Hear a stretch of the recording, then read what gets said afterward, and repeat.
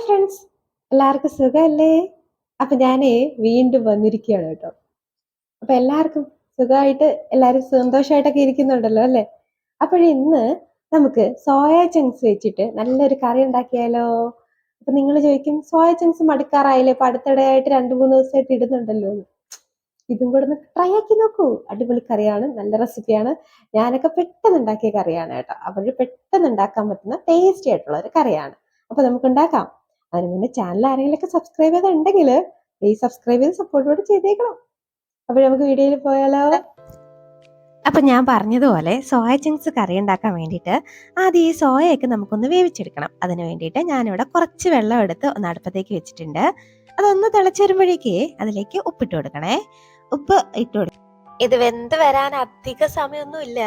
ഒരു 2-3-4 മിനിറ്റ് കൊണ്ടൊക്കെ പെട്ടെന്ന് റെഡി ആവുകയെ. അപ്പോഴ് ഇത് ഒന്ന് അവിടെ കിടന്നൊന്ന് വെന്ത് വരട്ടെ. അപ്പം നമുക്ക് ചെറുതായിട്ട് ഒന്നങ്ങ് മിക്സാക്കി കൊടുക്കാം. ജസ്റ്റ് ഒന്നങ്ങ് മിക്സ് ആക്കിയിട്ട് ഇനി നമുക്കിതൊന്ന് വേവിച്ചെടുക്കാവേ. അപ്പൊ ഇത് അവിടെ കിടന്നൊന്ന് വെന്ത് വരട്ടെ. താണ്ടെ ഇപ്പം ഒന്ന് വെന്ത് വന്നിട്ടുണ്ട്. ഞാൻ ഫ്ലെയിം അങ്ങ് ഓഫ് ആക്കുകയാണ് കേട്ടോ.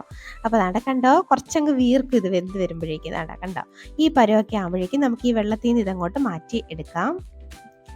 അപ്പോൾ താണ്ടെ ഞാനെല്ലാം ഒന്ന് മാറ്റിയിട്ടുണ്ട്. അതേ പാനിലോട്ട് തന്നെ വീണ്ടും കുറച്ച് എണ്ണയൊന്ന് ഒഴിക്കുന്നുണ്ട്. ഒരു 2 ടേബിൾ സ്പൂണോളം എണ്ണ ഒഴിച്ചാൽ മതി. കാര്യം എന്ന് വെച്ച് കഴിഞ്ഞാൽ അധികം എണ്ണയൊന്നും ചേർക്കണ്ട. ഒട്ടും ഹെൽത്തി അല്ല, പിന്നെ എണ്ണയ്ക്കൊക്കെ ഭയങ്കര വിലയല്ലേ. അപ്പോൾ കുറച്ച് എണ്ണ ചേർത്തിട്ട് അതിലേക്ക് ഒരു 2-3-4-5 വെളുത്തുള്ളി അല്ലി എടുത്തിട്ട് കുഞ്ഞായിട്ട് അരിഞ്ഞത് ചേർത്ത് കൊടുക്കാം. അത് ചേർത്തിട്ട് നന്നായിട്ട് ഒന്നങ്ങ് വഴറ്റി കൊടുക്കാവേ.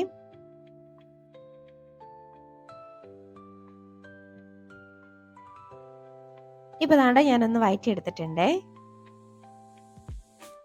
ഇനി അതിലേക്ക് ഒരു സവാള പൊടിയായിട്ട് അരിഞ്ഞതും കൂടെ ഞാനൊന്ന് ചേർത്ത് കൊടുക്കുന്നുണ്ട്. അപ്പോൾ ഈ സവാളയൊക്കെ ഞാൻ ചോപ്പറിലൊന്ന് അരിഞ്ഞെടുത്തതാണ് കേട്ടോ. അപ്പോഴേ കുഞ്ഞായിട്ടൊന്ന് അരിഞ്ഞെടുത്തു കഴിഞ്ഞാൽ ഈ കറിക്ക് ഒരു ടേസ്റ്റ് ആയിരിക്കും. പ്രത്യേകിച്ച് നല്ല തിക്കായിട്ട് കിട്ടും. അപ്പം പ്രത്യേകിച്ച് ചെറുതായിട്ട് അരിയാനൊന്ന് ശ്രദ്ധിച്ചേക്കണേ. അപ്പോൾ ദാണ്ട അത് വഴറ്റി ഒന്ന് നമുക്ക് ജസ്റ്റ് ആ കളറൊന്ന് മാറി വരുമല്ലോ, ആ സ്റ്റേജ് വരെയും ഒന്നങ്ങ് വഴറ്റിയെടുക്കാം. ചെറുതായിട്ട് ആ കളറൊന്ന് മാറി വന്നിട്ടേ ഉള്ളൂ. ഒരുപാട് അങ്ങ് ഗോൾഡൻ ബ്രൗൺ കളറിലോട്ടൊന്നും എത്തിയിട്ടില്ല. ഇത് മതി. അപ്പൊ ഈ പാകം എത്തുമ്പോഴേക്കും ഇനി ഇതിലേക്ക് നമുക്ക് തക്കാളി ചേർത്ത് കൊടുക്കാം. അപ്പൊ തക്കാളി ഞാൻ ഒന്ന് പ്യൂരി ആക്കിയതാണ് കേട്ടോ. അപ്പൊ നിങ്ങൾ വിചാരിക്കും എന്താണ് ഇത്രയും കളറെന്ന്. ശരിക്കും പറഞ്ഞാൽ ഇത് തക്കാളി മാത്രമല്ല, ഇതിലേക്ക് ഒരു 2-3 വറ്റൽമുളക് എടുത്ത് ഒന്ന് ചൂടുവെള്ളത്തിലിട്ട് വെച്ചിരുന്നതാണ്. അതും കൂടെ ഇതിൻ്റെ കൂടെ ചേർത്തിട്ടാണ് ഞാനൊന്ന് അരച്ചെടുത്തേക്കുന്നത്. അപ്പോൾ 3 വറ്റൽമുളകും പിന്നെ ഒരു 1.5 തക്കാളിയും ഞാൻ ചേർത്തിട്ടുണ്ട്. അപ്പോൾ അത് ഇതുപോലെ ഒന്ന് പ്യൂരിയാക്കി നമുക്ക് ചേർത്ത് കൊടുത്തിട്ട് നന്നായിട്ടൊന്നങ്ങ് വഴറ്റി പച്ചമണമൊക്കെ ഒന്ന് മാറ്റിയെടുക്കണേ. ഈ തക്കാളിയുടെയൊക്കെ ആ വെള്ളത്തിന്റെ അംശമൊക്കെ ചെറുതായിട്ടൊന്ന് വറ്റി വരണം. ജസ്റ്റ് ഒന്ന് തിളച്ച് ഒന്ന് വെന്ത് വരുമ്പോഴേക്കും ഇത് റെഡി ആവുമേ. ഇത് ജസ്റ്റ് ഒന്ന് തിളക്കട്ടെ, അതുവരെ നമുക്കൊന്ന് വെയിറ്റ് ചെയ്യാം. ഇപ്പൊ ദാണ്ടൊന്ന് തിളച്ച ആ വെള്ളമൊക്കെ ഒന്ന് വറ്റി വന്നിട്ടുണ്ട്. അപ്പൊ ഈ പരുവൊക്കെ വരെ ഒന്ന് തക്കാളി ഒന്ന് വഴറ്റിയെടുത്താൽ മതിയാവും. നല്ലപോലെ പച്ചമണം ഒന്ന് മാറിയിരിക്കണം, അത്രേ ഉള്ളൂ കേട്ടോ. അപ്പൊ നന്നായിട്ടൊന്നങ്ങ് വഴറ്റിയെടുത്തിട്ടുണ്ട് ഞാൻ. ഇനി നമുക്കിതിലേക്ക് മസാലപ്പൊടികളൊക്കെ ഒന്ന് ചേർത്ത് കൊടുക്കാം. അതിന് വേണ്ടിയിട്ട് നമ്മൾ സാധാരണ ചേർക്കുന്ന ബേസിക് മസാലകൾ തന്നെ ഉള്ളൂ കേട്ടോ. അപ്പോൾ ഒരു 1/4 ടീസ്പൂണൊക്കെ മഞ്ഞൾപ്പൊടി ചേർക്കുന്നുണ്ട്. ഇനി ഒരു 2 ടീസ്പൂൺ മുളക് പൊടിയാണ് ചേർത്ത് കൊടുക്കുന്നത്. അപ്പോൾ ഞാൻ എടുത്തേക്കുന്നത് കാശ്മീരി ചില്ലിയാണ് കേട്ടോ എടുത്തേക്കുന്നത്. അപ്പോൾ നിങ്ങളുടെ കയ്യിൽ എരിവുള്ളതാണെങ്കിൽ രണ്ടും കൂടെ മിക്സാക്കി ചേർത്ത് കൊടുക്കാം. അപ്പോൾ കാശ്മീരി ചേർത്തിട്ടുണ്ട്. ഇനി 1 ടീസ്പൂണൊക്കെ മല്ലിപ്പൊടി, അല്ല 2 ടീസ്പൂൺ മല്ലിപ്പൊടി ചേർത്ത് കൊടുത്തിട്ട് ഇനി 1 ടീസ്പൂണൊക്കെ ചിക്കൻ മസാലയും കൂടെ ചേർത്ത് കൊടുക്കുന്നുണ്ട്. ഇത് ഒഴിവാക്കരുത് കേട്ടോ, നല്ലൊരു ടേസ്റ്റാണ് ചിക്കൻ മസാല ഇതിനകത്ത് ചേർക്കുമ്പോഴേ. അപ്പോൾ ഇതിന് പൊടികളുടെ പച്ചമണമൊക്കെ ഒന്ന് മാറുന്നവരെ നന്നായിട്ടൊന്ന് വഴറ്റിയെടുക്കാം.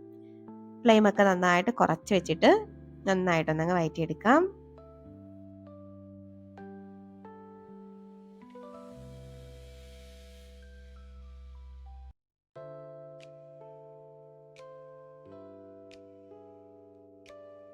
ഇപ്പോൾ ദാണ്ടെ പൊടികളുടെ പച്ചമണമൊക്കെ ഒന്ന് മാറി ഒന്ന് സെറ്റായിട്ട് വന്നിട്ടുണ്ട്. അപ്പം നമുക്ക് ഇനി ഇതിലേക്ക് കുറച്ച് മാത്രം വെള്ളം ഒന്ന് ചേർത്ത് കൊടുക്കണം. അത് നമ്മുടെ ആ മിക്സിയുടെ ജാറുണ്ടല്ലോ, നമ്മൾ തക്കാളി വറ്റൽമുളക് അരച്ചെടുത്ത ജാറ്, അപ്പം അതിൽ ആ ജാറിൽ കുറച്ച് വെള്ളം ചേർത്ത് ഒന്ന് കറക്കിയിട്ട് ഇതിലേക്ക് ഒഴിച്ചു കൊടുക്കാം. വളരെ കുറച്ച് മാത്രമേ ഒഴിച്ചിട്ടുള്ളൂ. കാര്യം നമ്മൾ ഈ മസാലയൊക്കെ കുറച്ചും കൂടെ നന്നായിട്ടൊന്ന് വെന്ത് വരാൻ വേണ്ടിയിട്ടാണ് ഈ കുറച്ച് വെള്ളത്തിൽ മാത്രം ഒന്ന് വേവിച്ചെടുക്കുന്നത്. അപ്പം നന്നായിട്ടൊന്നങ്ങ് മിക്സ് ആക്കിയിട്ട് ഇത് നന്നായിട്ടൊന്നങ്ങ് തിളപ്പിക്കണം. വേവിച്ചെടുക്കണേ. അപ്പോൾ നമ്മൾ ഇങ്ങനെ കുറച്ച് വെള്ളത്തിൽ ഈ മസാല ഒന്ന് വേവിച്ചെടുക്കുമ്പോൾ കറി കഴിക്കാൻ വേണ്ടിയിട്ട് നല്ലൊരു ടേസ്റ്റാണ്. ഒട്ടും തന്നെ പച്ചച്ചുവ ഉണ്ടാവില്ല. അപ്പോൾ ഇത് നന്നായിട്ടൊന്ന് തിളച്ച് വരട്ടെ. ഇതൊക്കെ എല്ലാവർക്കും അറിയാവുന്ന കാര്യം തന്നെയായിരിക്കും. പിന്നെ പാചകമൊക്കെ പഠിച്ചു വരുന്ന കുട്ടികളുണ്ടെങ്കിൽ അവർക്ക് ഉപകാരപ്പെട്ടോട്ടെ എന്ന് കരുതിയിട്ടാണ് കേട്ടോ ഞാൻ പറഞ്ഞത്. അപ്പോൾ ഇതിലേക്ക് ആവശ്യത്തിനുള്ള ഉപ്പും കൂടെ ഞാനൊന്ന് ചേർത്ത് കൊടുക്കുന്നുണ്ട്. ഇനി വീണ്ടും ജസ്റ്റും കൂടെ ഒന്നും കൂടെ ഒന്ന് വഴറ്റി കൊടുത്തിട്ട് ഇനി നമുക്ക് ആവശ്യത്തിനുള്ള വെള്ളവും കൂടെ ഇതിലേക്ക് ചേർത്ത് കൊടുക്കാം. അപ്പം വെള്ളമൊക്കെ ചേർക്കുന്നത് നിങ്ങളുടെ ആ ഒരു പാകത്തിനും കൺസിസ്റ്റൻസിക്ക് അനുസരിച്ചൊക്കെ വെള്ളം ചേർത്താൽ മതിയാവേ. ഞാനൊരു 1.5 കപ്പോളം വെള്ളം ഇതിലേക്ക് ഇനി ചേർത്ത് കൊടുക്കുന്നുണ്ട്.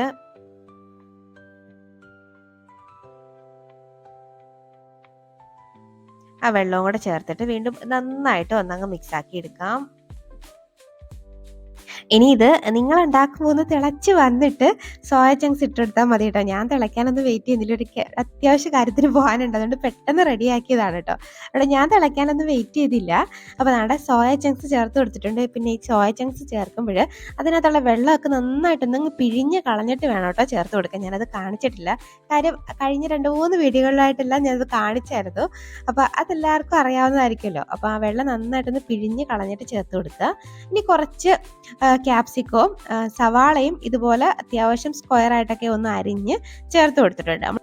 ഇനി ഇതെല്ലാം കൂടെ നന്നായിട്ടൊന്നങ്ങ് മിക്സ് ആക്കിയിട്ട് നമുക്ക് അടച്ചു വെക്കാം. ഇപ്പൊ ഇതിന് കുറച്ചധികം വെള്ളം ഉള്ളതുപോലൊക്കെ തോന്നും, കാര്യം ഇത് നന്നായിട്ടൊന്ന് വറ്റിച്ചെടുക്കാനുണ്ട്.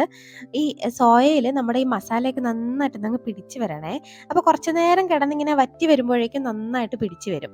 അപ്പോൾ ഇത് അടച്ചു വെച്ചിട്ട് ഒരു 10 മിനിറ്റെങ്കിലും ഒന്ന് വേവിച്ചെടുക്കണേ. അത് കുറച്ച് മീഡിയം ഫ്ലെയിമിലിട്ട് വേവിച്ചാൽ മതി. കണ്ടോ ആ വെള്ളമൊക്കെ നന്നായിട്ടൊന്ന് വറ്റി ഗ്രേവിയൊക്കെ കുറച്ച് തിക്കായിട്ട് വന്നിട്ടുണ്ട്. കണ്ടോ ഈ പരുവം വരെയാണ് ഞാനൊന്ന് വേവിച്ചെടുത്തേക്കുന്നത്. അപ്പം നിങ്ങൾക്ക് ഇനിയും കുറച്ചും കൂടെ തിക്കാക്കാം, അങ്ങനെ വേണമെങ്കിൽ ചെയ്യാം കേട്ടോ. അപ്പോൾ ഞാൻ ഈ പരുവം വരെ വേവിക്കുന്നുള്ളൂ. ഇനി കുറച്ച് ഐറ്റംസും കൂടെ നമുക്ക് ഇതിലേക്ക് ചേർക്കാനുണ്ട് കേട്ടോ.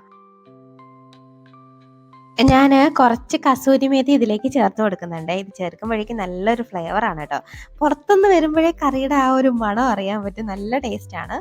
കുറച്ച് ഒറിഗാനോയും കൂടെ ചേർത്ത് കൊടുത്തിട്ടുണ്ട്. അപ്പം നിങ്ങളുടെ കയ്യിൽ ഇത് രണ്ടും ഉണ്ടെങ്കിൽ മാത്രം ചേർത്താൽ മതി, ഇല്ലെങ്കിൽ ഒട്ടും വിഷമിക്കണ്ട, കുഴപ്പമൊന്നുമില്ല കേട്ടോ. അപ്പോഴേ ഞാൻ എൻ്റെ കയ്യിലുള്ളതിൻ്റെ ഒരു അഹങ്കാരം കൊണ്ട് ചേർത്ത് കൊടുത്തതേ ഉള്ളൂ. അപ്പോഴേ വീണ്ടും ഒന്നും കൂടെ ജസ്റ്റ് ഒന്ന് മിക്സ് ആക്കിയിട്ട് നമുക്ക് ഫ്ലെയിം ഓഫ് ആക്കാം. നമ്മുടെ ടേസ്റ്റി ആയിട്ടുള്ള സോയ ചങ്ക്സ് കറി റെഡി ആയിട്ടുണ്ടേ.